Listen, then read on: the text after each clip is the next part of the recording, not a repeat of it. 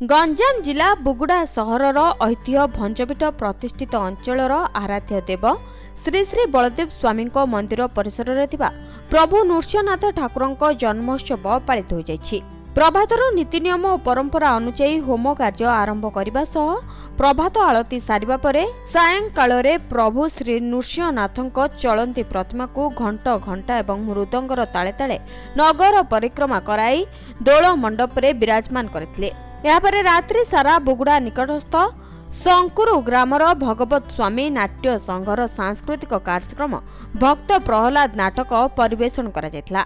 2 वर्ष धरी विश्व महामारी कोरोनार प्रादुर्भाव भयभीत होई सरकार कटकणा जोगु कौनसी प्रकार जानी यात्रा होई पार नथिबा जोगु एही वर्ष यात्रार मजा नेथिले श्रद्धालु माने।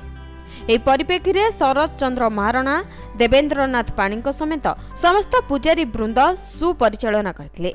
बुगुड़ारू सूर्यनारायण जेना रिपोर्ट, समय लाइव।